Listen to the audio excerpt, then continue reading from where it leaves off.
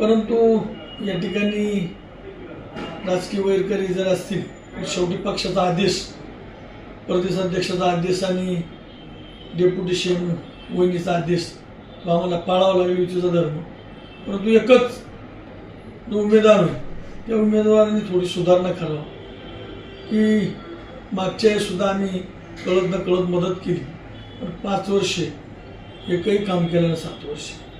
म्हणजे अशी जर एकाला नाही दुखावलं, अनेक लोकांचं दुखणे, तर त्यांनी जमिनीवर राहावं. आम्ही जसं सकाळी 7ला उठवतो तर आधी 10 वाजेपर्यंत लोकांचं काम करतो, जेवण करेल नाही.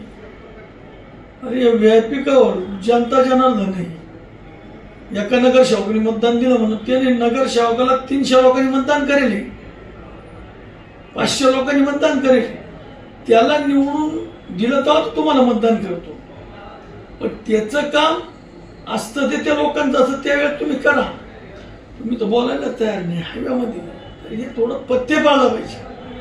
आज आम्हाला पक्षाचा आदेश पाळायचा, पक्षाने आम्ही सांगितलं आम्ही 100% मदत करू. माझे दोन्ही नगर परिषदेचे काही नगरसेवक आहेत ते 100% मदत करतील. वहिनीने आम्हाला आदेश दिलेला आहे, तटकर साहेबांनी आदेश दिलेला आहे. परंतु उमेदवाराने एकदा इलेक्शन झाल्यानंतर जमिनीवर आमची एवढी विनंती.